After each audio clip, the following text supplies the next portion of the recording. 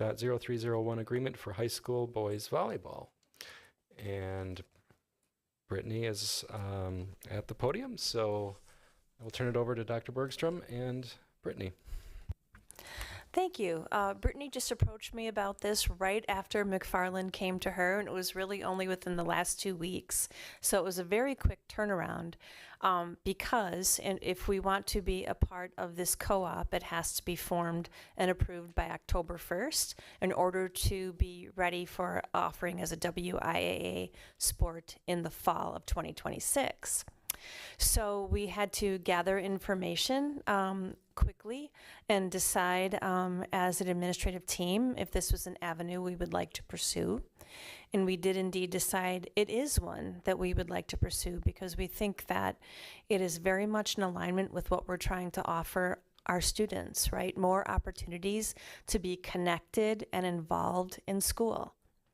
And anytime an opportunity like that presents itself, if we can fit it into the existing budget, and we believe we can at this point, then we really think that it's something that should be presented to the board for their approval. So Brittany can answer all of the detailed questions for you this evening that perhaps aren't answered or you have additional questions about.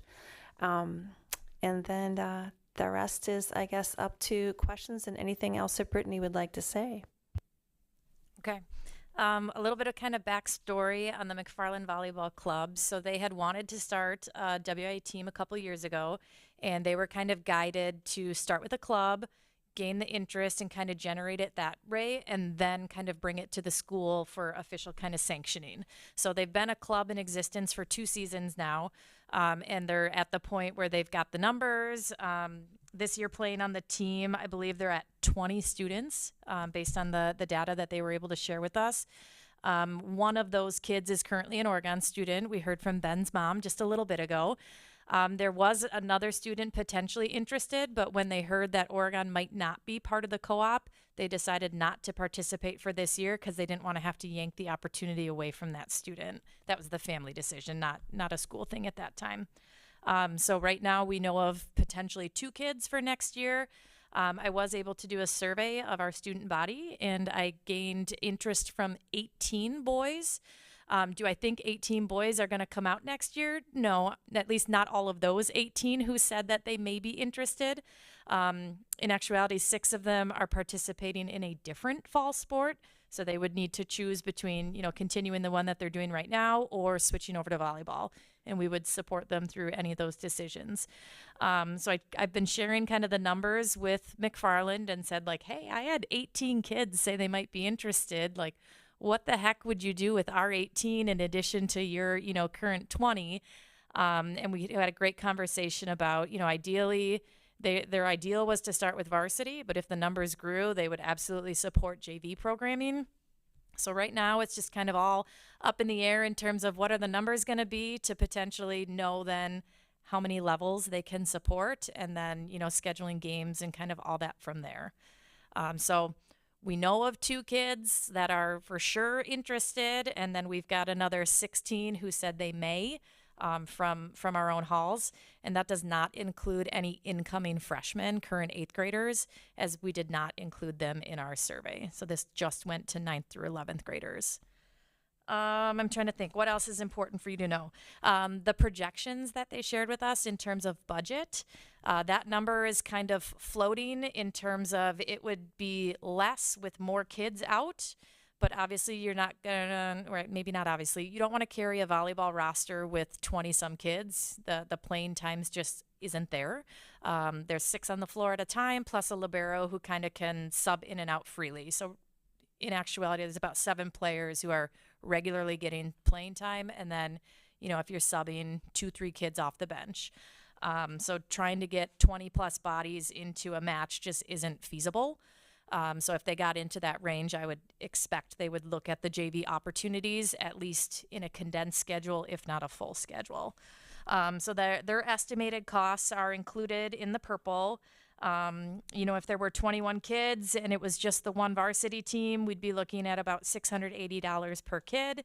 If there was only 12 kids, we'd be looking at close to $1,200 per kid.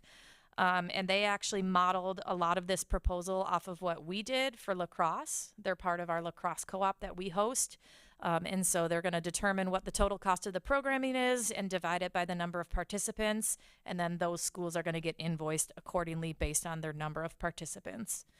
I do know some of the schools are passing on some of the costs of the programming, whereas we would be looking to absorb that like we do with the bulk of our other sports. But what questions can I help answer? Any questions for Ms. Spencer Grant? We'll start with Mary and go to Heather next. So what happens if 18 are truly interested and I mean want to play next year? What would happen? Yeah, so I mean, with the co-op approval, they have to take everybody. That's one of the WA rules with the co-op is you can't make any cuts. So we would be working with McFarland to, at minimum, support, a varsity and a JV and figure out, do you need access to practice space? What can we do to kind of help support so that they can get all those opportunities? But so I mean, you mentioned that you might have 7 or 8 people on a team, right? And so if we have 18 and they have 20, then are you looking really at like 4 or 5? So that's like playing time. In terms of number of kids on the floor, you can get a little creative with how many people you can get in, but it's just not realistic to think that they could get that volume of kids in. A typical varsity match, you play up to 5 sets and you have to win 3 of them to kind of win. Like we heard kind of Erica share earlier, we won the first 3 tonight, so they didn't even play those second 2. There are some opportunities for some kind of like exhibition style matches too, just to kind of get additional kids games. In some of our sports, we can schedule like some varsity reserve too. So it's not, the varsity schedule, but they're some of the kind of bench players that don't get as much playing time. You could kind of get them in creatively in a varsity reserve type match. So those would be good problems to have to explore.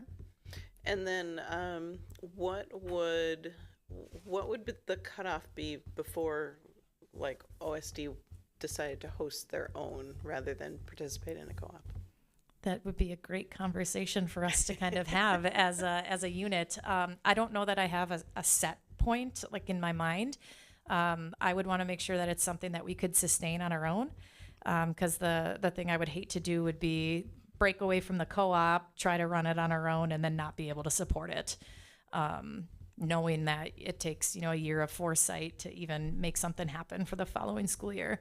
So if we had consistent interest and kids participating and we thought our projections would allow that to continue, I think we'd look to come back. The co-op agreement as it's written right now is valid for 2 years. So this would cover the 26-27 and 27-28 school years. For sure. Heather?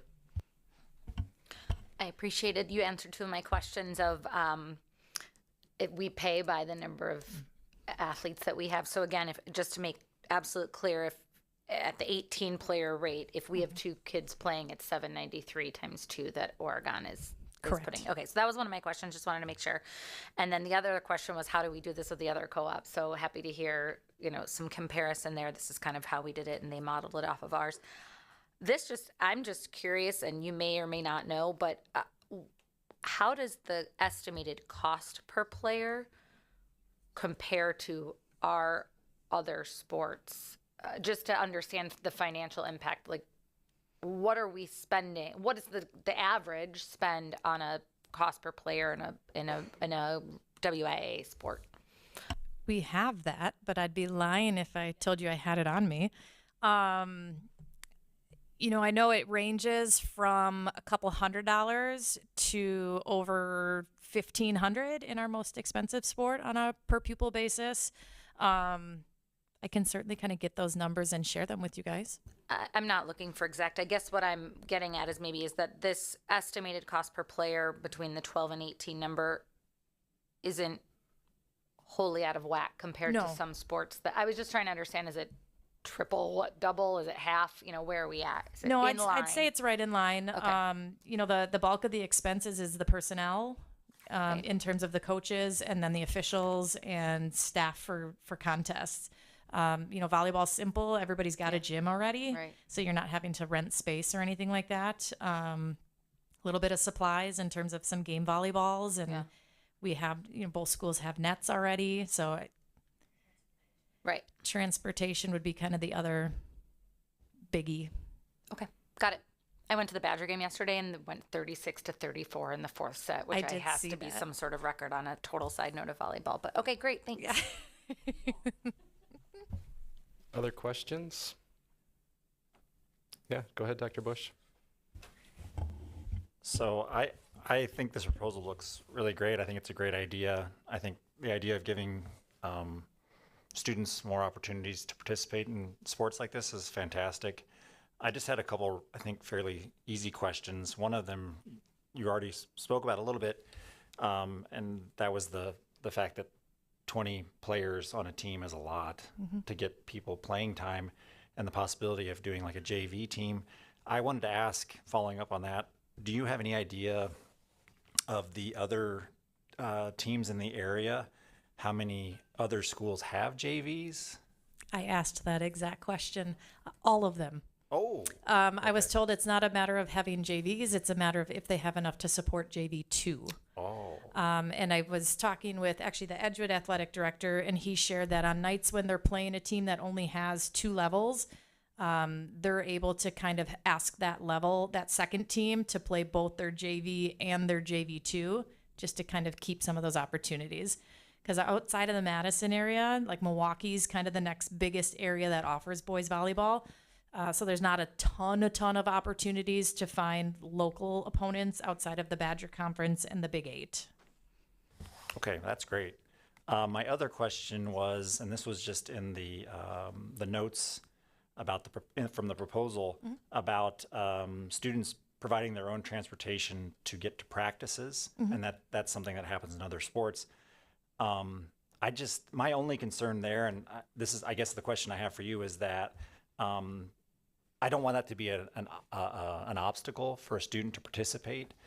So can you talk to, or do you have any idea about how other students, or have other sports, have students figured out ways to carpool or get to practices? Because I just don't want that to be an obstacle to a student participating, especially because I think of the sports, kind of what you were saying, volleyball, in terms of like a cost to the family it's not considerable, right? Like there's not a tremendous amount of equipment and other expenses. And so I just wanted to make sure, or maybe ask if you had a sense if there were possibilities for, like, or do players carpool, or so that's not an obstacle to participation? Yeah, so it isn't anything that we've facilitated on our end, but I do know, like with our girls hockey, they practice and play out of Stoughton. Our families get themselves to Stoughton. I know some of the older girls help transport some of the younger girls, but I also know not all families are comfortable with, their teenagers riding with other teenagers in cars. So there are some parents who also kind of operate the carpools. One family might drop off and another family might pick up, that sort of thing. But yeah, we certainly wouldn't want it to be a hurdle, and can help try to brainstorm if anybody is in that situation, because I agree with you. Other questions? I do have one regarding transportation. I'm just curious about, and this might be for you, Gina, on liability to the district for, self-transportation for these co-op sports. So as a general rule, we would not be liable if students are responsible for their own transportation. Okay. And is that written in the code, in the athletic code, or how do we confirm that the students or the athletes have agreed to that, I guess? I have to look and see, is it part of the registration process? The code says something right now about, like, students are required to ride school provided transportation when it's available. There's some language kind of to that effect in there, but Okay. it does not specify. It is not included for girls hockey practices or anything that Sure. granular. We'll take a look at that. We have that for field trips and other activities, so I don't know if it's in the code or if it's in the registration process that families do when they sign up for athletics. So if it isn't, we'll make sure it is. Okay. Sounds good. Thank you. All right. With that, I would entertain a motion. I'll make a motion to approve the approval of WIAA cooperative team sponsorship and 660301 agreement for high school boys volleyball. All right. Motion by Dr. Lakuta. Is there a second? Second by Dr. Bush. Is there any further discussion? All right. Katie, please call the roll. Dr. Lakuta? Yes. Dr. Bush? Yes. Ms. Bijak? Yes. Ms. Garrison? Yes. Mr. Hensel? Yes. Ms. Wright? Yes. Mr. Pankratz? Yes. Motion carries 7-0. We now have a boys volleyball co-op. Thank you all. Thank you. All right, moving on to discussion items. We'll go to committee reports. Vision Steering Committee. Anna? Thank you. Our Vision Steering Committee just met before the annual meeting this evening, and we took action on establishing a charter for our Vision Committee, as well as identified priorities for the Oregon Area Foundation. So we'll be bringing those to the board for a full vote at a later meeting. And then we established our regular standing meeting will be held on the fourth Monday before the board meetings at 5:15. So Great. that's it. Thank you. Mary, for policy?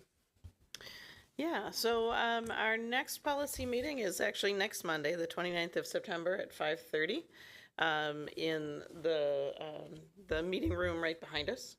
And we will be talking about the 26-27 school calendar, because school calendars, as well as we will be discussing a charter for policy committee. Great. Thank you, Mary. All right, moving on to informational items. We'll start with visioning and strategic planning. Dr. Bergstrom. Thank you. So I'm going to call your attention tonight to our Board of Education strategic priorities, particularly priorities 1 and 3 and 5. And the reason I'm asking you to look at those is because in just a few moments we'll have Dr. Anderson, the Director of Student Services, come up and talk to us a little bit about one aspect, because she will go narrow and deep tonight into one aspect of her work and student services, particularly related to mental health. And we know that mental health undergirds a significant number of the board priorities, as well as the OSD goals. Because if you are going to have increased academic achievement, our students have to be well, and they have to be able to pay attention and do the work. And we know that physical and emotional wellness, which is number 2, increased learning readiness, is a really critical part of that. And when we looked at what we did related to our readiness for learning framework, all those different areas that contribute to one's ability to do one's very best academically, there are so many pieces of it. And one of the important pieces of it, you'll see there in blue, is mental health. So tonight, Dr. Anderson will come up and she'll give us her student services update for really the year, school year 24-25, as well as what to look forward to in 25-26. So I'll ask Dr. Anderson to come up now.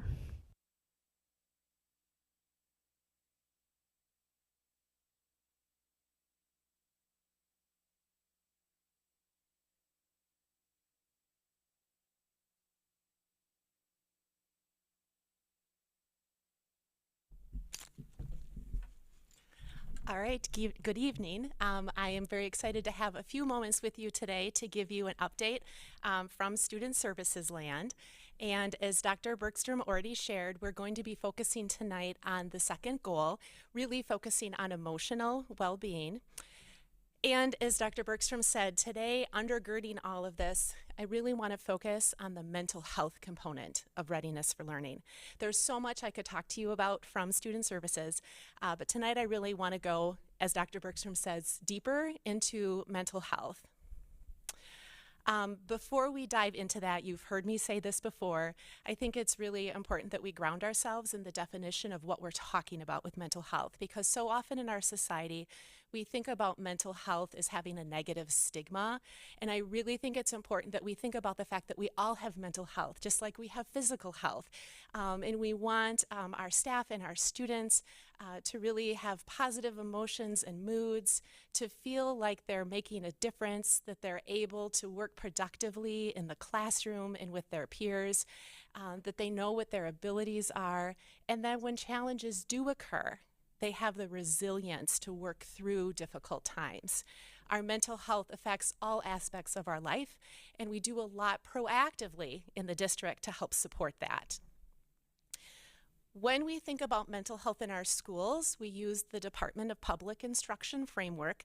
In previous, if you've been on the board for a few years, you've seen this before. And some years I've done an overview of the different components. And I was really lucky in the sense that this is my 4th year, going into my 4th year in this position, thanks to the support of the board. And I was really fortunate because Dr. Bergstrom and Dr. Widensee really laid a strong foundation. You heard this earlier in the annual meeting. We were the first district to do a lot of work in mental health, and I got to kind of take the baton and continue to carry this work.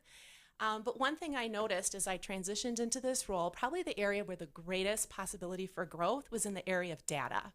We weren't doing a lot of work we were doing a lot of amazing things, but we weren't really confident about the impact that we were having.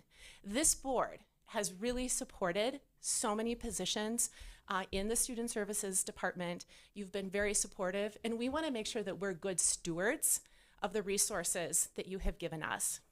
You've heard the name John Hattie before as a researcher from other administrators and other presentations. John Hattie talks about knowing your impact. And we wanted to make sure that we know that what we're doing for our kids is making a difference. And so that's really the focus of tonight's presentation, is going deep to show you where we're at looking at our data. I was a longtime classroom teacher and principal. So my world was always thinking about, as you heard in the last learning presentation a couple weeks ago, reading and math data. It's pretty easy to take a look at. When we move into student services, it was a little harder for us to figure out how to make meaning of that. And so we worked with a community partner called Hatching Results, which is a national company that provides a lot of services for school counseling. And we are so lucky because not only one of the consultants lives in Oregon, but she's also an Oregon parent. So Mindy Willard, you see in this picture, she's standing in the upper right-hand corner, has been working with our team. We're in year 3, and she has been working specifically with our counselors on a series of professional development and coaching our teams on collecting data, analyzing data, writing goals based on that data, and then helping to develop interventions to measure our impact. This is the framework, and I know there's a lot on this slide, but I'm going to talk you through it briefly as a context for our work, and then I'll provide one general example for the framework of how we think about data in student services. The first category is process data, and so that's the who, the what you're doing. An example for universal counseling: all of our K-4 counselors come into classrooms every other week for approximately 30 minutes to deliver counseling curriculum. One of the major topics that they teach is related to bullying, and so we know the effect bullying can have on students' mental health. So our process data would be, for example, all second grade students receive a series of lessons from the counselors on specific content related to bullying. So they learn what we call the 3 R's. I'm not going to sing the song that goes with it, but we want students to recognize bullying, report bullying, and refuse bullying. And so in the second column, perception data, as our counselors are teaching and working with students, they're checking for understanding. They go through a lot of scenarios, like what if this happened at recess? What if this happened at lunch?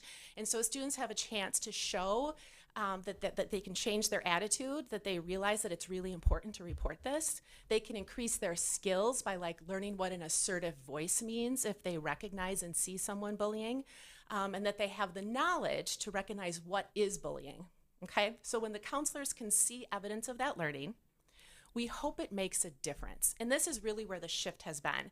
In the last 2 columns, we have what we call outcome data.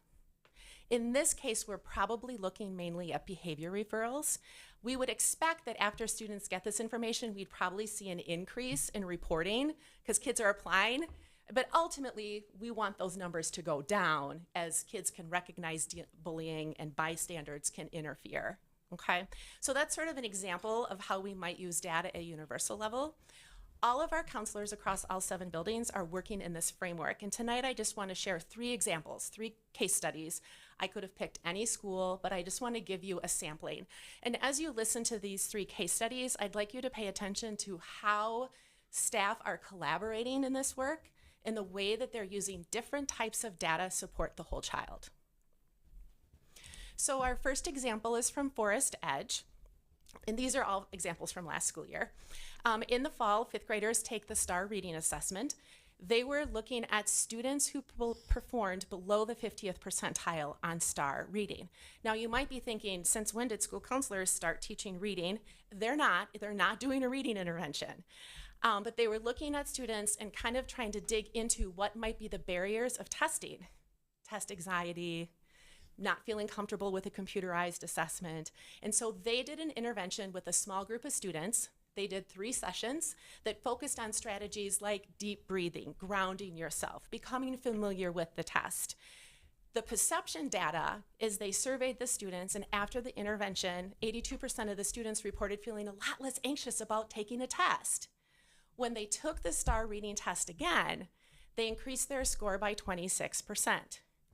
Now, this is a collaborative effort. We know that they did the counseling intervention. Their reading teachers are engaging in intervention. Their classroom teachers, the case managers, involving parents and guardians. It's a team effort. So they're not getting credit for this 26 on their own, but they can take some responsibility for it because of the evidence they have with perception data.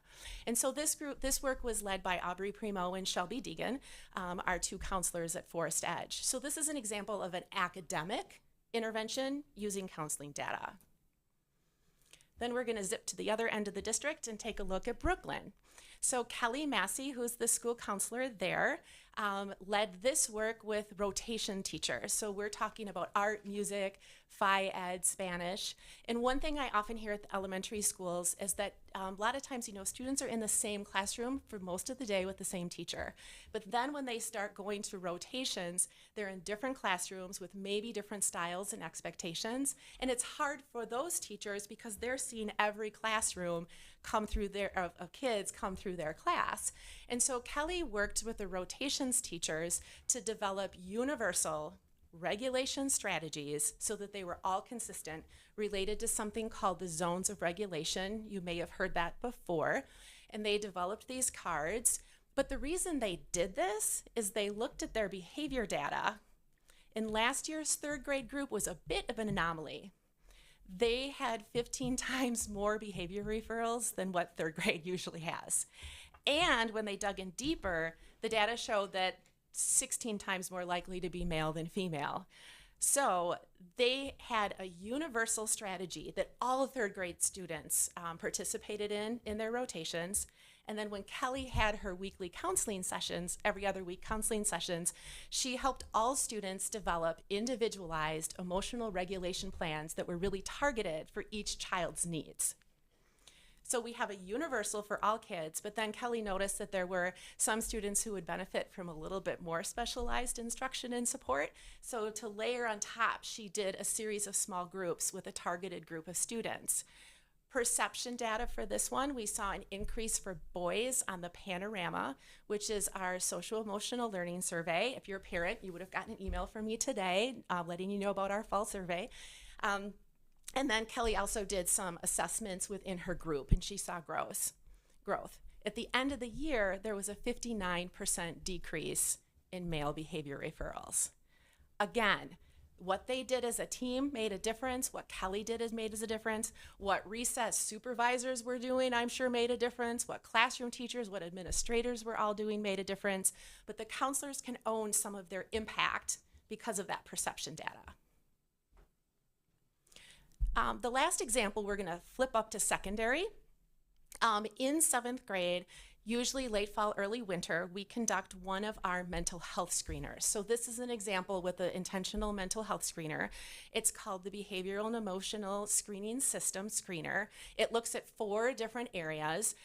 One is like internalizing behaviors like anxiety. Another area is externalizing behaviors like aggression. And they follow up and do interviews with students. And they found a group of students who really were struggling with attendance, some anxiety, and really struggling to get connected in school. So this was led by Jenna Aker, who is one of our school counselors, with Naomi Presley, who's one of our social workers. So we have collaboration now between 2 different student services roles, and they led a series of small group sessions. They did a pre and post assessment of different ways to deal with anxiety, where to find supports at school. They found that there was a 24% increase from pre and post assessment, and the end result was a 2% increase in school attendance from fall to spring. Now, if you were looking at the numbers from the last 2 slides, you might be like, oh, only 2%.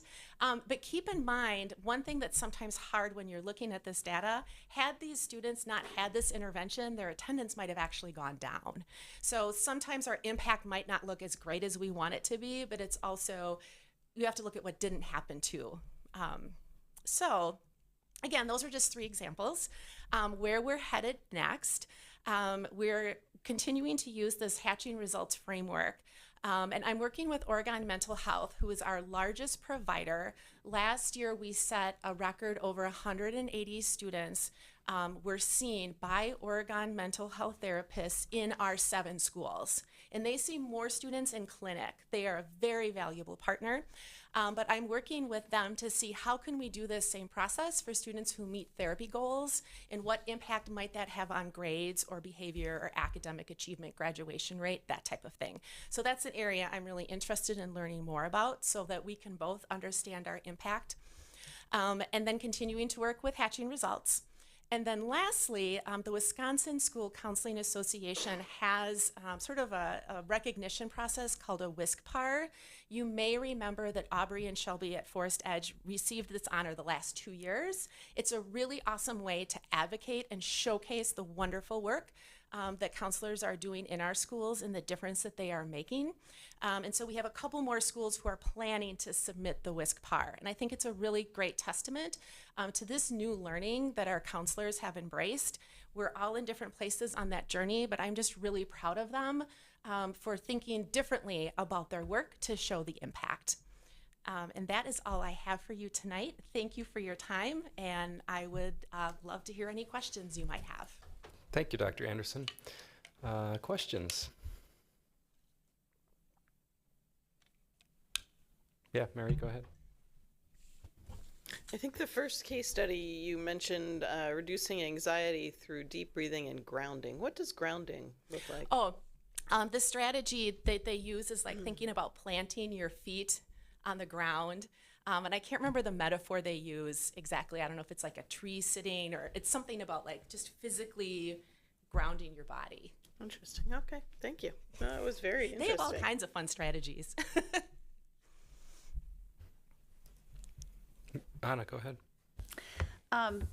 Thank you so much for all of the great information. It sounds like your department is doing excellent work with our kids, and actually all of the staff that you mentioned.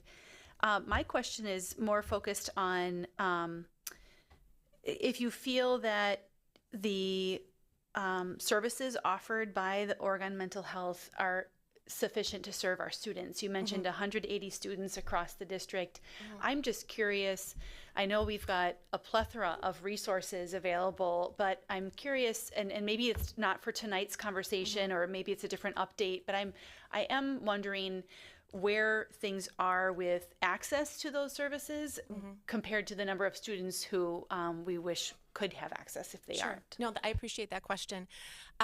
Oregon Mental Health has been very responsive in hiring additional therapists. Each year they add more based on our need. Now with that said, there are points, especially toward late spring, where they fill. We do have another provider that we added a couple years ago, KGH Autism Services, and they have filled in a niche for us for students who are on the spectrum because we found their needs were not necessarily always being met by Oregon Mental Health. The area I continue to struggle with is Spanish-speaking providers who are willing to come into schools. There are some options for teletherapy, but for the most part, especially younger children, and also communicating with parents and guardians, because that collaboration is a super huge important part of this process. So that's the area where I'm continuing to, wherever I go to a conference, I'm like walking around looking for Spanish-speaking provider resources. But right now, they've been very responsive. As a follow-up to that, does the funding for Oregon Mental Health come from the county? No. So at Oregon Mental Health, we use students' private insurance. And then I have been able to secure grant funds to cover uninsured and underinsured. And Oregon Mental Health also pro bonos, I think about like 5%. So if they see 100 patients, they will cover the cost of 5%. And then beyond that, I've been able to secure grant funds.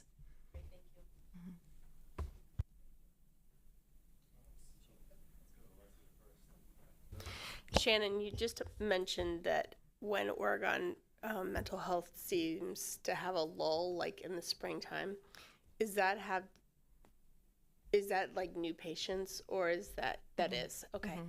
The reason I ask that because I've seen data showing that after spring break is a time when there's a lot of a rise in mental health issues in students, and so that's why I was curious about if that was new patients or if that was existing patients. Okay, thank you.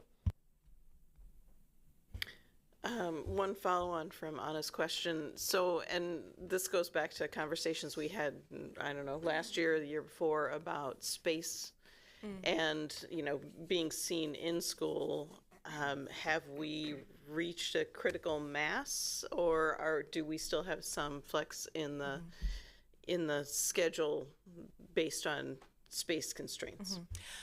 I would say every single school has been incredibly flexible. I mean, Carrie Majeski will give up her office for therapy any day of the week. There are some buildings where we just don't have the space that would be ideal to have, but our teams make it work. They're very flexible. But that would be one thing if we, down the road, as we think about facilities, having nice therapy spaces for those providers would be lovely. But our teams are making it work because they know that's what our kids need.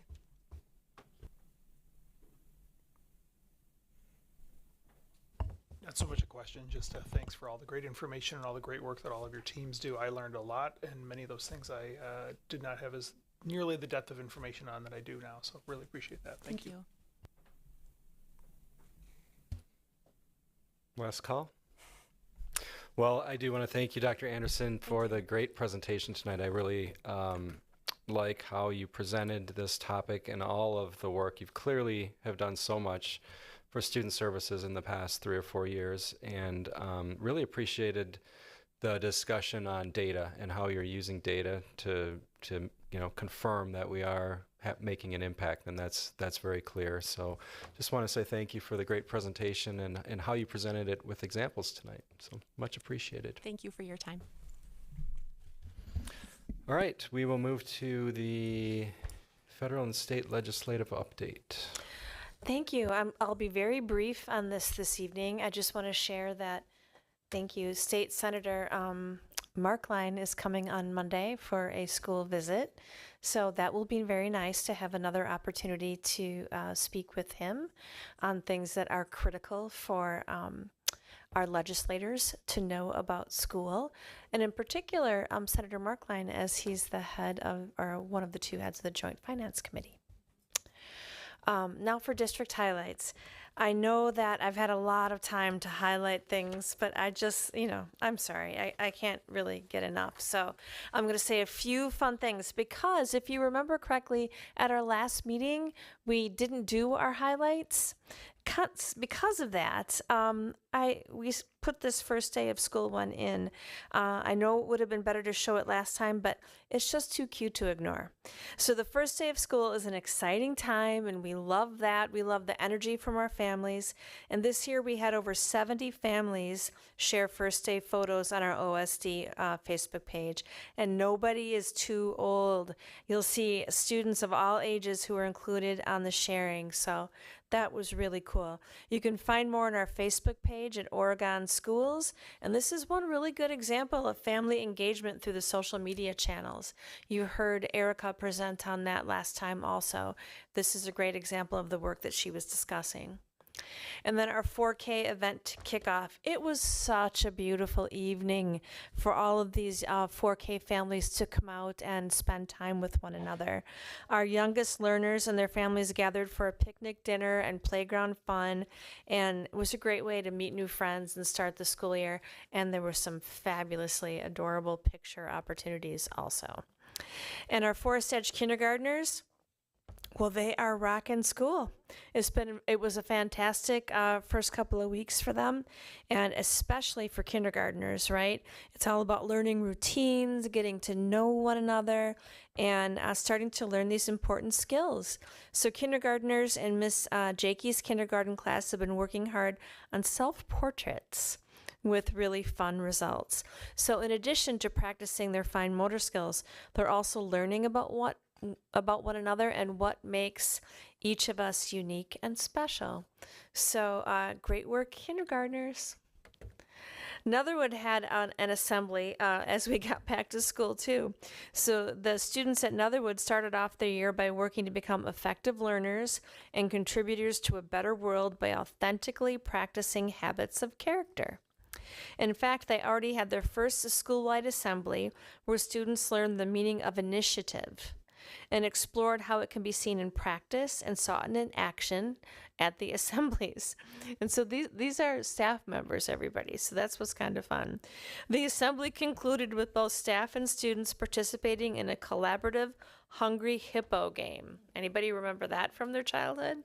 I believe it was Hungry Hippo, but anyway, where initiative and good citizenship were on full display.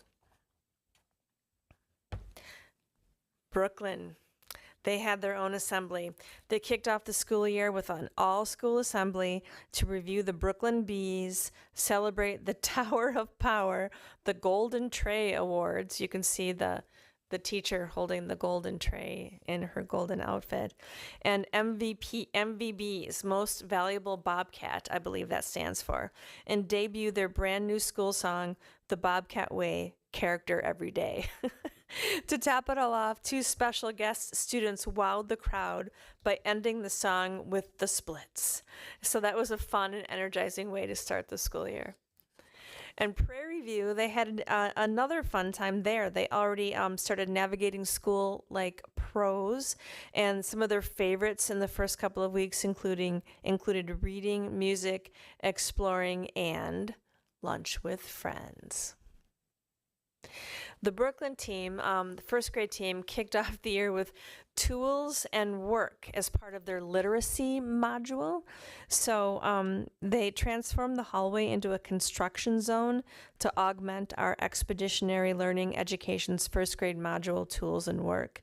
This engaging learning module focuses on developing literacy and citizenship skills by studying tools and problem solving. So you can see they were having a little bit of fun with that. RCI strikes up the band. Sixth grade musicians in Mr. Bauer's class at Rome Corners are getting back into the rhythm of band, and they're sounding great. We're looking forward to hearing more from this group later in the year. We love hearing you play. Our middle school had a special speaker. As seventh graders at the middle school engaged in a very impactful guest speaker. Mr. Todd Sarad joined our classes to speak about his experiences in New York City as a New York City resident during September 11th in 2001. Mr. Sarad shared excerpts from his paper entitled Another Ordinary Day in History that he wrote as a way to cope with the events he witnessed. He holds this piece sacred to this day. And we are very grateful to Mr. Sarad for taking the time to speak with us and share this important perspective. The high school AVID students kicked off the school year. They had a special kickoff party to celebrate their commitment to the AVID program. And just as a reminder, AVID stands for Advancement via Individual Determination. In the class of 2026, they took part in what has been a long-standing tradition. Seniors from this class started off the year including being a part of the senior sunrise. So just look at the picture with all of that behind them. It's pretty cool. Class t-shirts and car parking and space decorations. We love their spirit. And actually, when we sent pictures to Mr. Pliner, just to show him that kids were still carrying on this tradition, he sent back a picture of the sunrise from his back deck. So, and then just a reminder to tune into the OSD podcast. The most recent episode featured new high school principal Maggie Zawicki. She's been doing such a fabulous job. So make sure to like and subscribe to Inside the OSD anywhere you can get your podcasts. All right, thank you. That brings us to closeout. So future agenda, we will come together again on October 13th. So we get 3 weeks off as the calendar plays out here at the end of September. So look forward to that meeting. Checkout. Anything for checkout from any board members? Mary. I just wanted to say thank you to Andy for the annual meeting budget presentation. It's always the budget is definitely not a straightforward thing, and so I appreciate the fact that you present it in a way that is understandable. Anyone else for checkout? All right, I'll take a motion to adjourn. Motion by Anna, second by Mary. All those in favor say aye. Aye. Motion carries 7-0.